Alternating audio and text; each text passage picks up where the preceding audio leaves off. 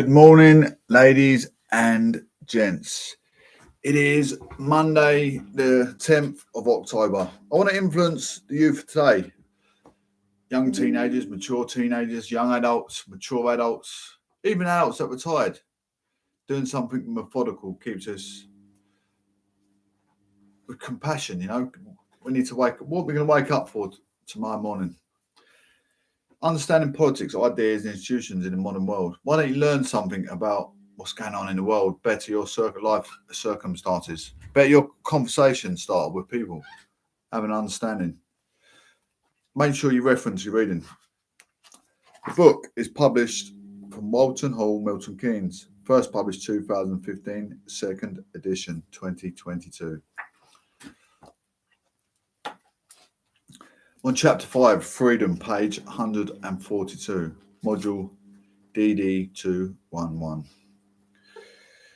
1958, page 36. He holds that all individuals have a definitive interest in not having impediments placed in their way, and therefore that negative freedom from interference, is a version of freedom that we should favour. Crucially, the subject of freedom is essentially an individual rather than, for instance, a member of a family, a wider caring network, or a political community in general. At the centre of this liberal meaning of freedom is the idea that individuals are autonomous and free and should be respected as such by their peers. The importance of liberal ideas to Berlin's theory can be seen as building on the work of John Stuart Mill, a 19th century liberal political theorist, campaigner, and philosopher. In On Liberty in 1859, Mill defended individual liberty on the grounds that, in order for individuals to have the potential to flourish, there needed to be firmly defined limit to the power of the state to interfere with an individual's right to purpose his own plans. He outlines the only purpose which can be rightfully exercised over any member of the civilized community against his will is to prevent harm to others.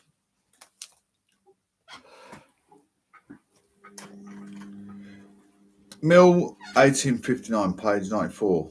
This is known as the harm principle.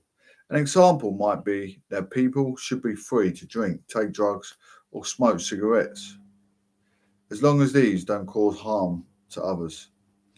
Mill also distinguished between self-regarding actions, which should be free from interference of the state or other persons, and other regarding actions. This may impinge unreasonably upon the interests of others. An example of self-regarding action might be choosing whether to hold a religious belief, something Mill would see as a personal choice.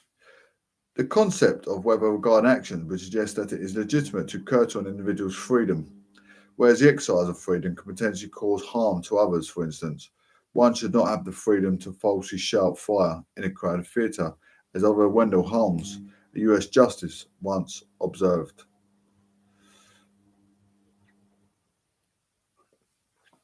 In addition, Mill considers the problem of the limits to freedom in terms of objective and subjective offence. Should individuals be free to express their views if they cause offence to another? Debate over whether it is permissible to insult another's religion is often couched in terms of whether this cause only subjective offence, when an individual is only offended in terms of ideas, or is a matter of objective offence, which actually causes harm to a person's interest in some identifiable manner, such as a direct cost of their livelihood. To Mill, subjective offence is permissible, and only objective offence should be ruled out and limited by the law.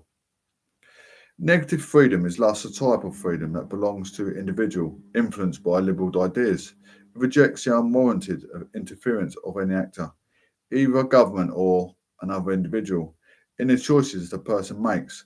Central to this perspective is the contention that no one should place obstacles in the way of others unless their actions are causing unjustified harm to others. Positive freedom. Advocates of positive freedom see freedom as involving ability, capacity, or potential. It is positive because it entails possessing something or quality that enables you to achieve your desired aims. This might involve having the material resources necessary to bring your plans to fruition, or it might involve education in order to help you achieve a level of self realization and self mastery. Positive liberty is generally regarded as a form of freedom that requires individuals to work together in order to provide the context and resources for exercising that ability and in order to bring about mutual benefits. Advocates also often argue for a political society of equals at the best means of ensuring that positive freedom is developed within society.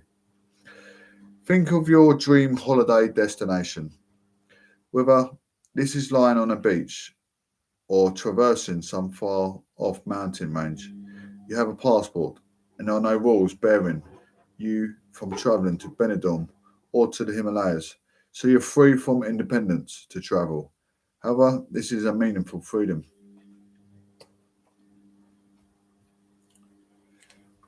Positive freedom would suggest that in order for you to actually be free to travel, you must not only the opportunity but also the potential capacity to travel. If your bank balance is in the red, or if you risk losing your job, if you insist on taking some time off work, then it is unlikely you'll be able to achieve your intention. This is where proponents of positive freedom stake one of their claims. They argue that by freedom obviously involves being free from impediments to doing something. It also necessitates having the realistic possibility of turning desires and goals into actions. In this case, this could mean actually having the resources to travel.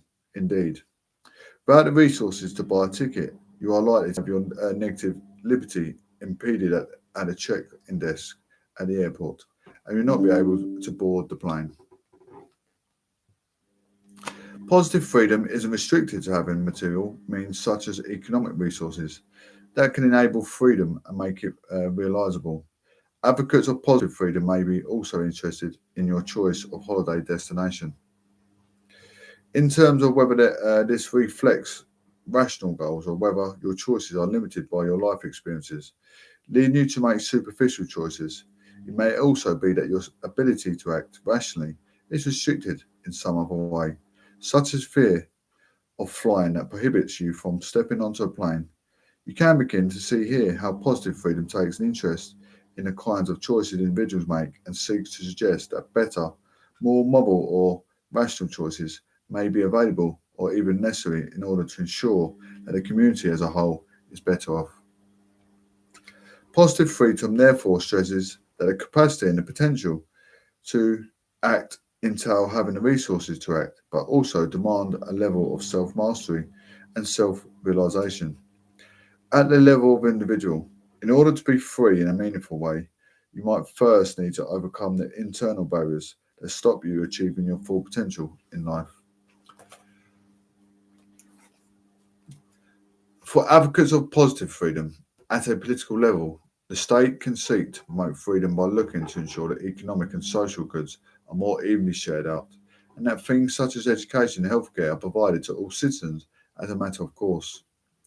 It might be that individual ideas are circulated in society by national institutions of information like the BBC, embodied in the idea that public service broadcasting should promote programs that cultivate the intellect rather than pander to popular tastes. The idea of positive freedom is closely associated with the writings of Jean-Jacques Rousseau, an 18th century thinker who felt that living together in civilization entailed losing some of your natural freedom found in a state of nature. Rousseau wanted to reformulate a new form of freedom in a political society. For him, this freedom is found in self realization or self mastery, which alone rendered man truly master of himself. For the impulse of mere appetite is slavery. while obedience to self-prescribed law is liberty. 1962. For Rousseau, liberty is the essence of what it means to be human. Humanity and freedom are invisible. Yet Rousseau acknowledges that freedom places burdens upon the individual to make the right choices, and that individuals may sometimes prefer to avoid making choices. Rousseau's central conception of freedom in modern civilization is not the kind of freedom found in nature where everyone is free to do as they wish. Once humanity starts to civilize and live together in cities, innocence is lost and freedom becomes concerned with acting in what is in a person's real or true interest.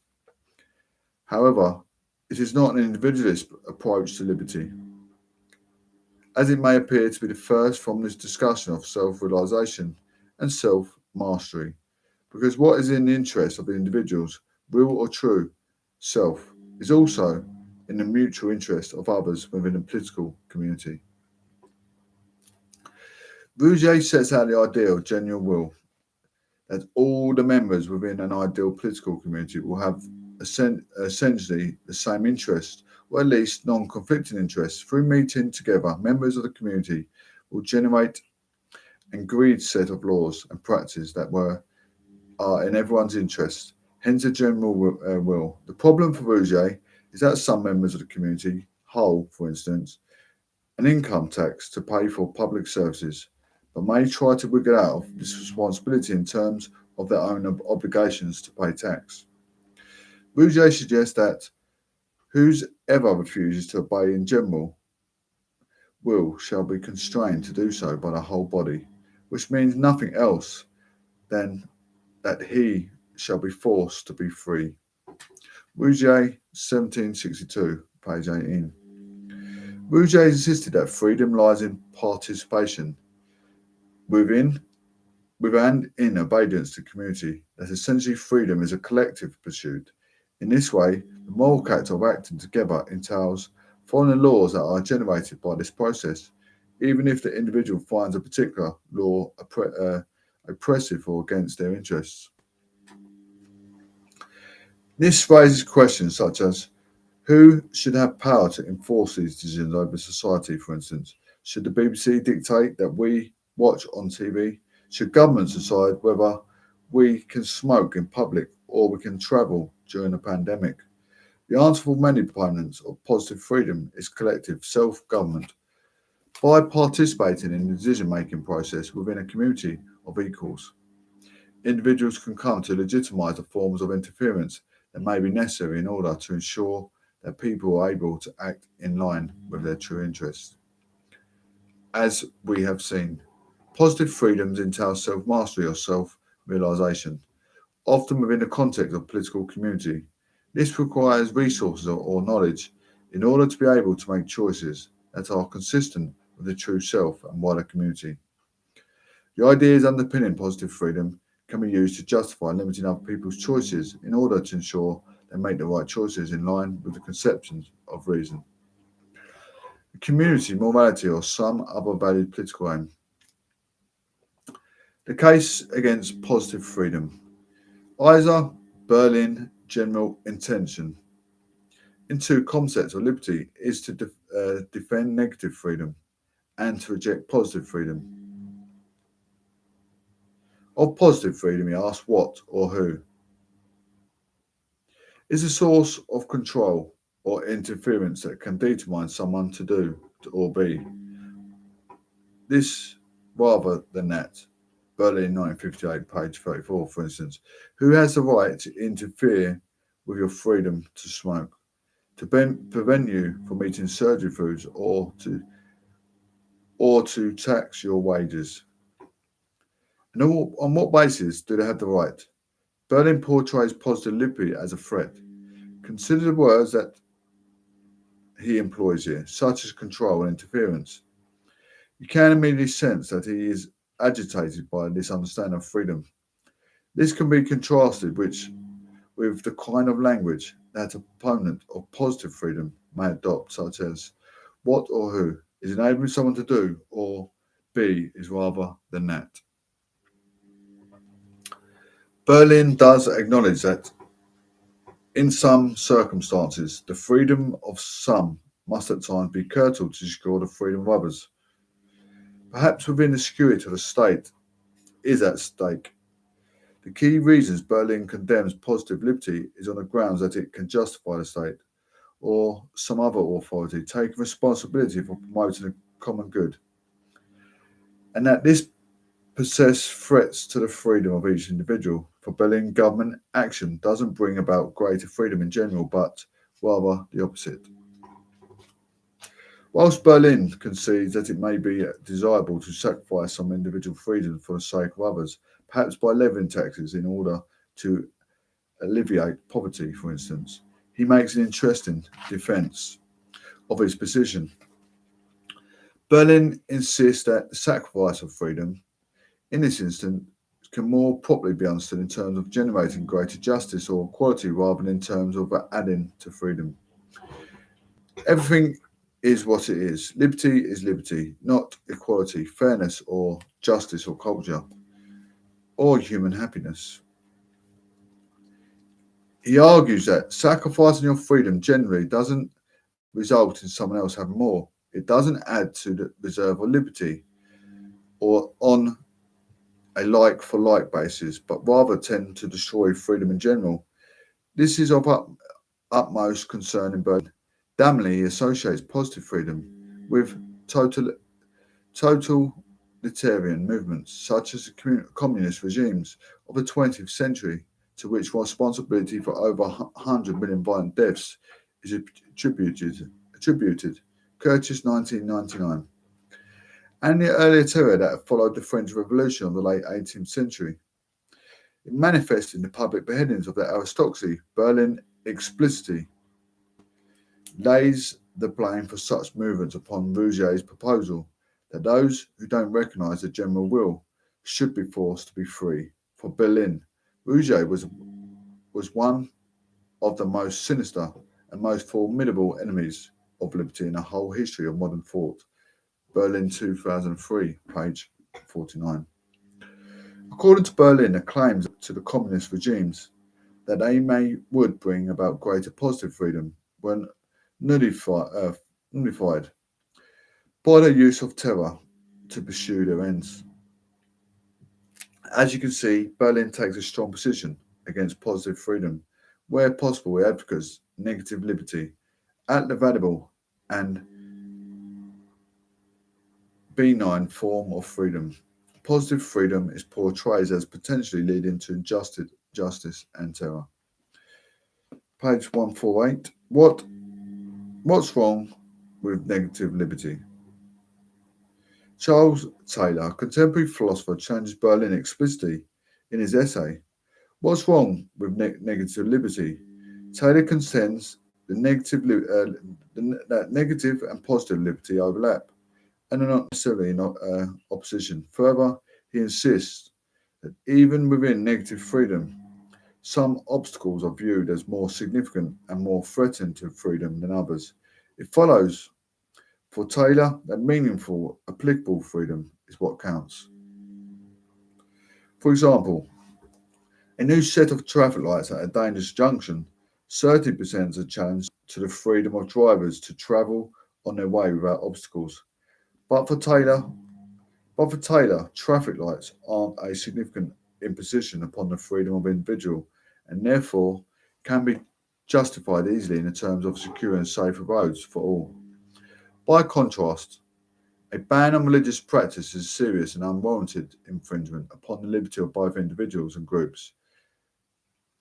Taylor used the example of Albania, which under a communist government banned religious practice in 1967. The fact there were fewer traffic lights holding up the drivers in Albania than in the UK at the time does not mean that it was more free. The presence of traffic lights cannot meaningfully be compared in terms of freedom to the restrictions that such as a religious ban imposed. Taylor asserts that Berlin also exaggerates the danger of the totalitarian menace associated with positive freedom. and the Rousseau's famous notion of being forced to be free. Taylor suggests that Berlin's rigid defence of individual freedom is potentially self-defeating, as it can lead to a form of totalitarianism in itself. The fear of communists reads under the beds, which spread through the United States Congress in the 1940s and 1950s. It is an example of how advocates of negative freedom can end up acting in a totalitarian manner. In the House of Representatives, many hearings were led to denounce un-American activities, holding communist views, and as a result, many Hollywood stars were blacklisted and lost their careers and reputations based on rumour and often unfounded allegations in the United States. Senate Joe McCarthy, the most prominent politician associated with the purges, claimed to have identified many well-known figures as part of the communist conspiracy to destroy US society. He called this a conspiracy so immense and infamy so black as to dwarf any previous venture in history of man. McCarthy, 1951, quoted in Oshinsky, 2005, page 197. Even Charlie Chaplin, so definitive American dream in Hollywood of the 1920s and 1930s, was barred from returning to his home in the US in 1952 and was never to return. After he was accused of being involved in left-wing activities, Taylor's main argument here is that any political concept taken to the extreme can lead to this kind of totalitarianism. Of central importance, according to Taylor, in self-realization, by which he means being able to control one's own life, in line with what is in one's real interest. Taylor distinguishes in between the opportunity for freedom, so treasured by proponents of the negative concept, and the exercise of freedom that it emphasised in the positive concept. However, Taylor is also keen to break down this rigid distinction between negative and positive freedom. He asserts that in order for us to be aware of opportunities, we had to have some level of self-understanding regarding what your possibilities are. In terms of health, education, work, not having obstacles doesn't necessarily make you free, but is an important part of freedom, for instance. He agrees with Berlin that freedom needs to be taken into account, the harm principle. Mill's idea that an individual's freedom is tempered by not causing harm to others. For example, the harm principle would hold that smoke in public places should be avoided on grounds of freedom as it potentially harms others. Where Taylor fundamentally differs from Berlin is that Taylor focuses upon self-realization, that this is a complex argument, but it is one worth sticking with. Taylor argues that if we act freely but unwillingly making choices that go against our real interests, that we are in effect making ourselves less free, he states. How are you not free if you are motivated through fear? Inauthentically internalized standards of false consciousness to thwart your self-realization.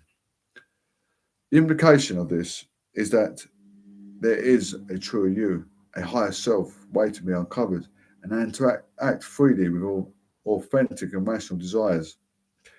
But this higher self can be impeded by obstacles to the individual that are both internal, such as poor educational opportunities. The internal, such as lower expectations. Further, he insists that these internal and external factors are related to each other. So if you act on one, then the other may also improve, for instance. Better provision of education may raise an individual's expectations of themselves. In order to be free, we need to access a more authentic self, one that doesn't willfully limit our own potential, for instance. By eating fatty and sugar foods, we might be making choices that will have negative impact upon our potential self-realization. Even watching soap operas on TV might be seen as limiting our potential selves that would be more realized if we were to choose to watch an educational documentary instead. There is a tussle here between Berlin and Taylor regarding just what constitutes a rational actor. Berlin suggests that generally the individual should decide alone, whereas Taylor insists that we need the insights and actions of others to help us understand ourselves more fully. Taylor claims that the subject himself can be the final authority on the question of whether he is free. For he cannot be final authority on question whether his desires are authentic, whether they do not frustrate his purposes. Here the smoker who is unaware of the damages causing to her health, or even the smoker who is aware of this but claims to act freely in choosing to smoke, cannot be said to be free. The authentic self, the self that truly understands the danger of smoking and therefore chooses freely not to smoke, is a self that achieved self-mastery.